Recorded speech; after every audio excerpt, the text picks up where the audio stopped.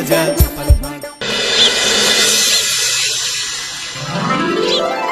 সত্যি এই বছর আমাদের কৃষ্ণনগরে ঠাকুর মুখ তুলে চেয়েছেন। হ্যাঁ মহারাজ, ধান একেবারে পরিপূর্ণ হয়েছে। তা কবে ধান কাটা হবে পুটির বাবা?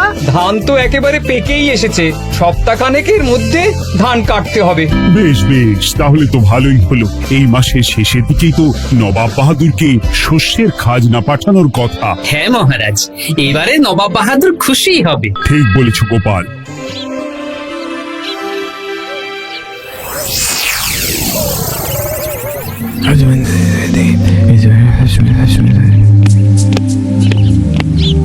প্রণাম খাম্বাজরাজ। ওই তো কৃষ্ণনগরের মন্ত্রী চলে এসেছে। ও, এর কথাই তুমি বলেছিলে? হ্যাঁ, ওই রাজ্যের সব খবরাখবর আমায় দেয়। ইনি কে? তিনি হলেন জমিদার কেশকান্ত বর্মন, আমার রাজ্যেরই দক্ষিণ পশ্চিম গ্রামের জমিদার, আমার প্রিয় বন্ধু। নামটা বেশ অন্যরকম, কেশকান্ত। আসলে ওদের বংশ পরম্পরায় সকলের উন্নত ঘন কেশ আছে, তাই ওদের পরিবারের সবারও নামে একটা করে কেশ আছে। আমি খাম্বাজ রাজের সৌমিত্র এবং সুপরামর্শদাতা। কিছুদিন আগে আমার মাথায় খুব খুশকি হচ্ছিল, মাথার চুল পাতলা হয়ে আসছিল। কিন্তু আমার পরামর্শে একটা তেল মাখতেই মহারাজের মাথার চুল এখন ঘন হয়ে উঠেছে, আর কোনো সমস্যা নেই। বাবা বাবা, ভালো ভালো ভালো। এবার তাহলে কাজের কথাটা বলে দিন। এবারে তো শুনলাম তোমাদের রাজ্যে অনেক ধান উৎপাদন হয়েছে, তাই স্বাভাবিকভাবে নবাব বাহাদুরের কাছে রাজস্ব অনেক বেশি দেবে, কি তাই তো? হ্যাঁ, এবারে রাজস্ব দানে কৃষ্ণনগরই প্রথম হবে। না, তা হবে না। নবাবের কাছে অত ধান পৌঁছবে না, এমনকি কৃষ্ণচন্দ্রের কাছেই চাষিরা বেশি ধান রাজস্ব দিতে পারবে না। সেটা কি করে হয়? পাকা ধানে মই দিতে হবে।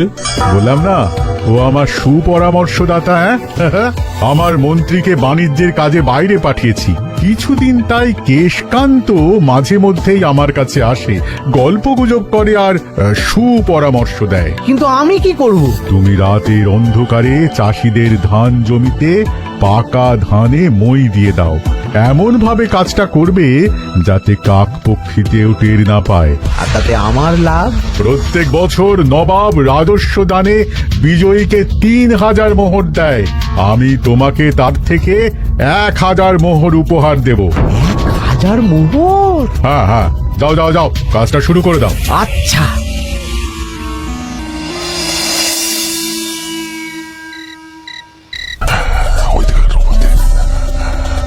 তাহলে আর দেরি কেন, মন্ত্রীমশাই কথা মতো কাজ শুরু কর। হ্যাঁ চল।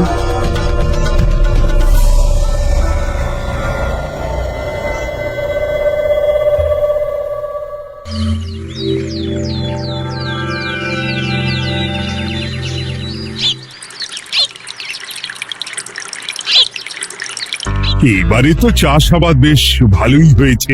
আশা করি নবাব বাহাদুরের কাছ থেকে এবারে আমরাই পুরস্কার পাবো। হ্যাঁ মহারাজ, সারা বাংলায় কৃষ্ণনগরের মতো উৎপাদন এই বছরে কোথাও হয়নি। সর্বনাশ হয়ে গেছে মহারাজ, সর্বনাশ হয়ে গেছে। কি সর্বনাশ হয়েছে গো পুটির বাবা? গতকাল রাতে আমাদের সব জমির পাকা ধানে মই দিয়ে দিয়েছে। সে কি? এবার আমরা কি করব মহারাজ? কাদের কাদের জমিতে হয়েছে এসব? যেই জমিতে তাকাবেন সেই জমিতেই এই কাণ্ড, ধান ঝরে সব মাটিতে পড়ে আছে।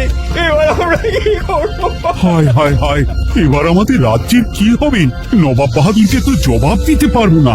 বড় বিপদ হয়ে গেল, রাজ্যে গ্রহের প্রকোপ নেমে এলো। ও, আর কদিন পরেই আমার টেকে আসবে 1000 মোহর। ঠিক আছে, তোমরা সবাই এখন বাড়ি যাও। না, আমার মন মেজাজ ভালো নেই।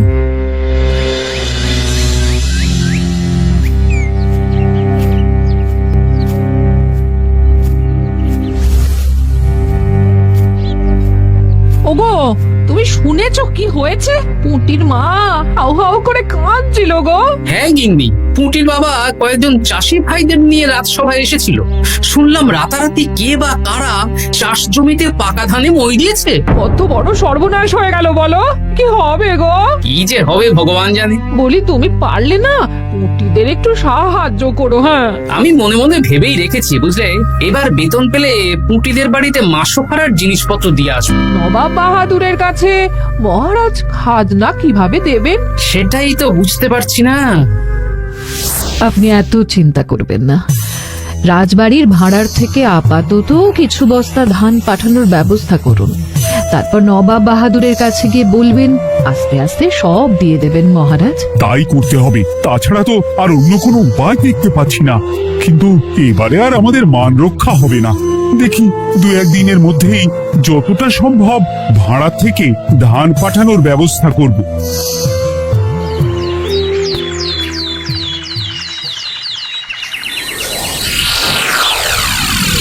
এই বছর 10,000 বস্তা ধান রাজস্ব এসেছে খাম্বাজ রাজ্য থেকে, 7,000 বস্তা ধান এসেছে বর্ধমান রাজ্য থেকে, আর মাত্র 100 বস্তা এসেছে কৃষ্ণনগর থেকে। তাই এবছরের বিজয় রাজ্য হচ্ছে খাম্বাজ রাজ্য।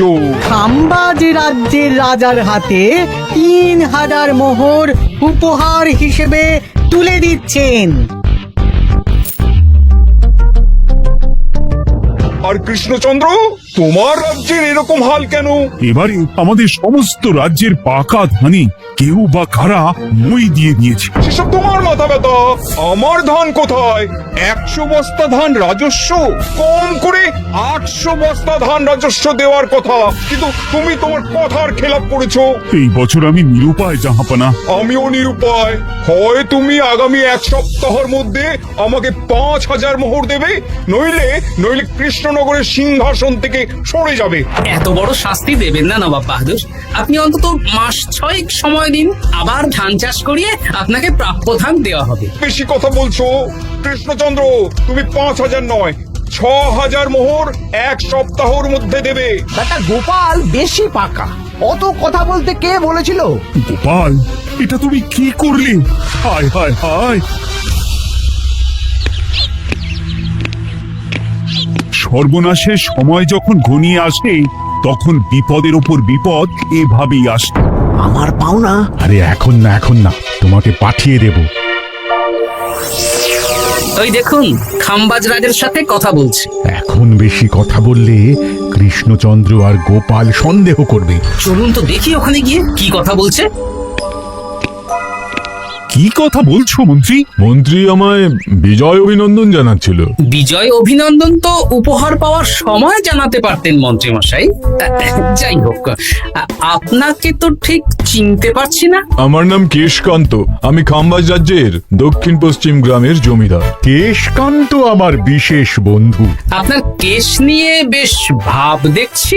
হ্যাঁ, ওই কদিন আগে তো খাম্বাজ রাজের মাথার চুল পাতলা হয়ে আসছিল, খুশকি হচ্ছিল আর কি। তো ওনার পরামর্শে একটা তেল মেখেই তো খাম্বাজ রাজের আবার ঘন কালো চুল ফিরে এসেছে। কেশকান্ত জমিদার হতে পারে, কিন্তু ওর অর্থনৈতিক অবস্থা তাবর রাজাদের থেকে অনেক ভালো। কয়েক হাজার বিঘা জমির মালিকও, তার সাথে চুলের তেলের ব্যবসা করেও হাজার হাজার মোহর রোজগার করে। এই এখন চুল নিয়ে চুলোচুলি না করে চলো কৃষ্ণনগরে ফিরি। এমনিতেই মন মেজাজ খারাপ, 1 সপ্তাহের মধ্যে আবার 6,000 মোহর জোগাড় করতে হবে। হ্যাঁ চলুন চলুন।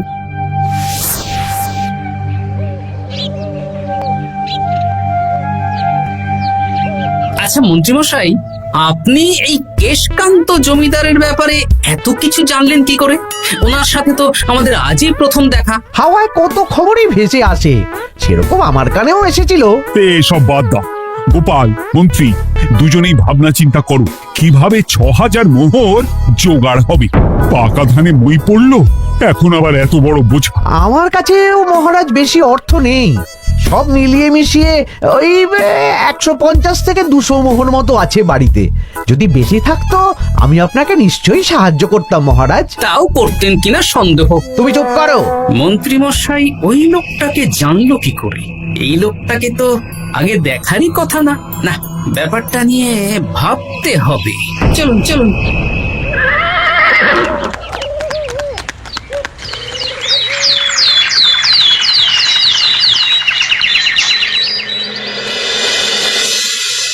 বুঝলে গিন্নি, 1 সপ্তাহের মধ্যে মহারাজকে 6000 মোহর জোগাড় করতেই হবে, নইলে সিংহাসন ছাড়তে হবে। এখন কিন্তু আমাদের উচিত মহারাজের পাশে দাঁড়ানো। কিছু ভেবেছো কি? আপাতত আমার বিয়েতে পাওয়া আংটি বন্ধক রাখবো, আর তুমি যদি হ্যাঁ হ্যাঁ, আমার যে দুটো গয়নাগাটি আছে ওগুলো বন্ধক রাখো, পরে আস্তে আস্তে ছাড়িয়ে নেবো খন। দেখি বাকি সভাসদদেরকেও বলবো, যে যতটা পারে, তারপর ভগবানই ভরসা।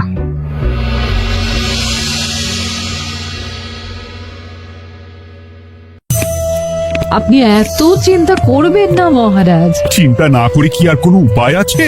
সিন্ধুকে যা আছে তা দিয়ে 3000 মোহর হয়ে যাবে, কিন্তু তারপর আর কি করব? এবার কি নিরুপায় হয়ে জায়গা জমি বিক্রি করতে হবে? কিছু একটা করতেই হবে। আপনি গোপালকে একবার বলে দেখুন, প্রত্যেকবার যখনই বিপদে পড়েছেন তখন গোপালই আপনাকে বাঁচিয়েছে। দেখি আগামীকাল রাজসভা শুরু হওয়ার আগেই গোপালের সাথে ব্যাপারটা নিয়ে আলোচনা করব।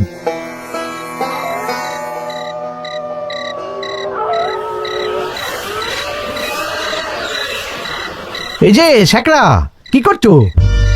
এই তো, বলুন। শোনো, আমার গিন্নির জন্য একটা হীরের হার বানাতে হবে, ওই 1000 মোহরের মধ্যে। 1000 মোহরে তো হীরের নাক, কান, গলা, হাত, পা সব গয়না, এই সব গয়না হয়ে যাবে মন্ত্রীমশাই। তাহলে বানাও, এই নাও 1000 মোহর। ওরে বাবা, মন্ত্রী মশাই, 1000 মোহর! এই মন্দার বাজারে এত মোহর কোথায় পেলেন? গতকালই তো বললেন আপনার কাছে 150 থেকে 200টা আছে। সে যেখান থেকেই পাই তাতে তোমার কি? না, আমার কিছু না। শেখরা, আমি কয়েকটা গয়না বন্ধক রাখবো। দেখি কি আছে। এই সব মিলিয়ে এতে আমি 15 মোহর দিতে পারবো। বেশ, তাই দাও। আমি ধীরে ধীরে শোধ করে গয়নাগুলো ছাড়িয়ে নেব। হ্যাঁ, মন্ত্রীর ব্যবহারগুলো বেশ সন্দেহজনক লাগছে। দেখি, গুপ্তচরকে কাজে লাগাতে হবে, মন্ত্রীর পিছনে ছায়ার মতো লেলিয়ে দিতে হবে।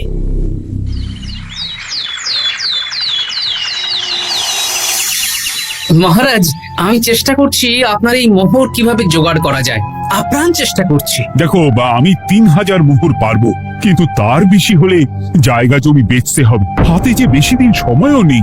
আচ্ছা মহারাজ, দেখছি।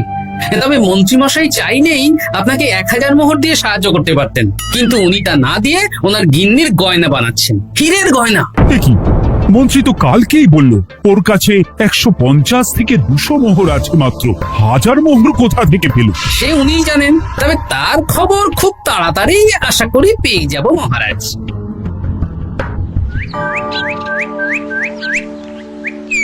কাজটা একদম ঠিক করলেন না মন্ত্রীমশাই। আপনার কথা শুনে আমরা সবার জমির পাকা ধানে মই দিলাম, কিন্তু আমরা একটা পয়সা পেলাম না।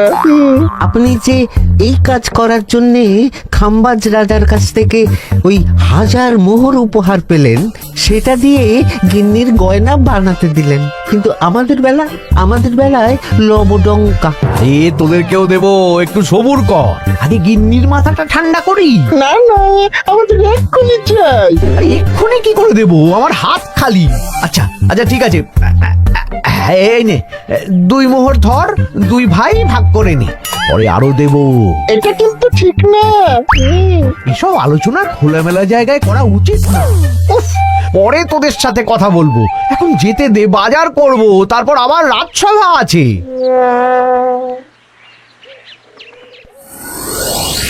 আচ্ছা, এই ব্যাপারটা মহারাজকে আর গোপাল দাদাকে জানাতে হবে। গোপাল দাদা, মহারাজ আসল খবর পেয়ে গেছি। কি খবর? আমি একটু আগে শুনলাম। কাজটা একদম ঠিক করলেন না মন্ত্রীমশাই। আপনার কথা শুনে আমরা সবার জমির পাকা ধানে মই দিলাম, কিন্তু আমরা একটা পয়সা পেলাম না। আরে তোদেরকেও দেবো, একটু সবুর কর। মন্ত্রী আমি না তোমাকে মেরেই ফেলবো। মহারাজ, মন্ত্রী মশাই এখানে গৌণ। উনি অর্থের লোভে এসব করেছেন, আর ওনাকে দিয়ে করিয়েছেন খামবাজ রাজ। হ্যাঁ, যাতে এবারে বিজয়ী হতে পারেন। তাই আপনি এই খবর পাঁচ কান করবেন না মহারাজ। আমি খামবাজ রাজ আর ওই কেশকান্তর কাছ থেকে ক্ষতিপূরণ ঠিক আদায় করে আনব। কিন্তু কিভাবে? শুনুন তাহলে।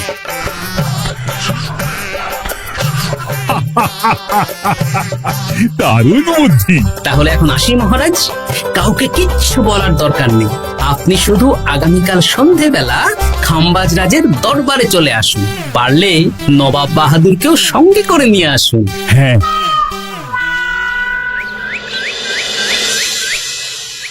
প্রণাম খামবাজ রাজ। কে আপনি? আমি হতাশ রঞ্জন, পশ্চিমে থাকি। কি চাই বলুন? কিছু চাই না, তবে একটা কথা শুনলাম তাই বলতে এলাম। কি কথা? আমি শুনলাম মহারাজ আপনার মাথার চুলগুলো সব নকল। আমার এত সুন্দর চুল সব নকল? ফাজলামো হচ্ছে।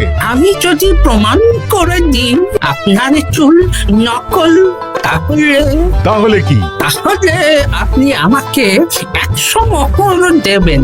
আর প্রমাণ না করতে পারলে আমি আপনাকে 100 মোহর দেব। বেশ, দেখো, এক্ষুনি দেখো, আমারই তো 100 মোহর লাভ হবে। এখন না, এখন না, আজ সন্ধে বেলায়। বেশ বেশ, তখনই এসো। এবারে জমিদার কেশকান্তর বাড়ি যেতে হবে।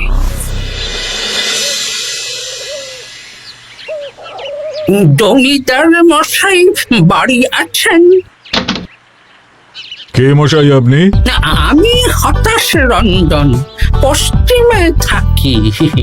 আমি বিশাল ক্ষমতাশালী লোক। কিসের ক্ষমতা? আমি রাজরাজাদের মারধর করি, চুল ধরে টানি, শাস্তি দিই। এসব কি উল্টো পাল্টা বলছেন? খামবাজ রাজ আপনার বন্ধু না? হ্যাঁ, প্রিয় বন্ধু। ওনাকেও আমি আপনার সামনে চুল ধরে টানবো, কিন্তু উনি কিচ্ছু করতে পারবেন না। উনি আপনাকে শুলে চড়াবেন। কিছুই করতে পারবেন না, বললাম না আমি বিশাল ক্ষমতাশালী লোক। বিশ্বাস হচ্ছে না তো? তাহলে বাজি ধরুন, 10,000 মোহরের বাজি।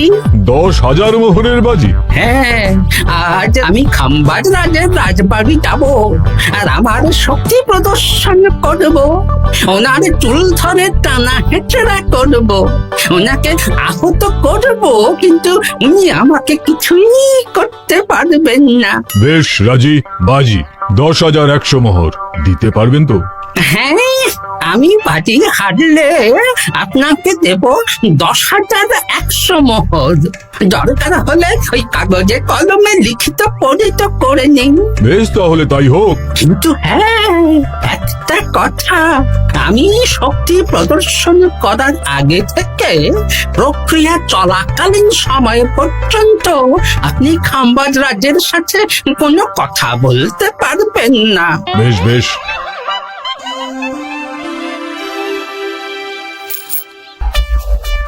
তাহলে শুরু করি। শুরু করো। এবার আমি প্রমাণ করেই ছাড়বো।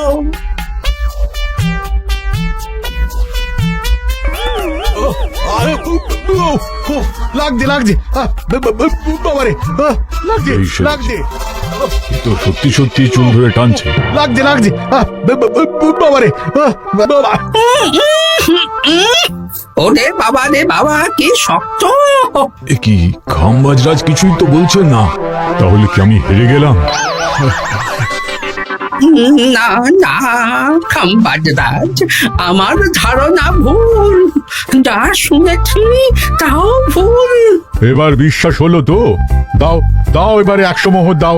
দিন কেশকান্ত মশাই, আমাকে 10,100 মোহর দিন। দেখি, ও তোমাকে 10,100 মোহর কেন দেবে? ওনার সাথেও তো বাজি ধরেছিলাম। কি বাজি? আপনার এখান থেকে বেরিয়ে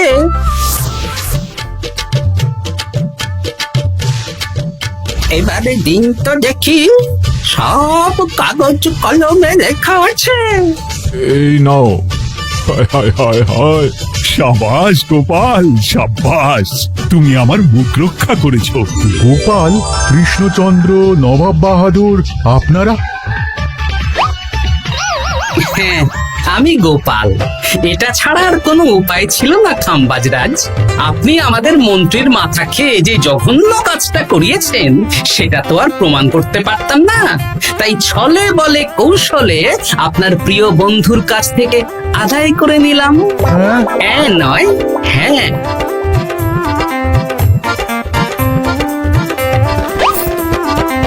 এই নিন মহারাজ। এতে কত মোহর আছে? 10,100 মোহর। এর থেকে 100 খাম্বাজরাজকে দিন, 6,000 নবাব বাহাদুরকে, আর বাকিটা আপনার কাছে রাখুন। এত ধান নষ্ট হলো। কৃষ্ণচন্দ্র আমাকে সবটা বলেছে, আর ওর মন্ত্রীকেও নিয়ে এসেছি। ধোলাই খেয়েই সব বলে দিয়েছে। এই কে আছো? কৃষ্ণনগরের মন্ত্রীকে নিয়ে এসো।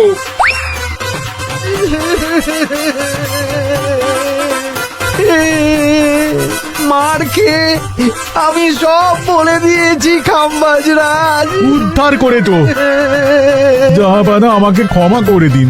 এর কোনো ক্ষমা নেই। তোমাকে আমি কারাগারে বন্দি করব। হায় হায় হায়, সামান্য টাকার লোভ করতে গিয়ে পুরো মাঠে মারা গেলাম।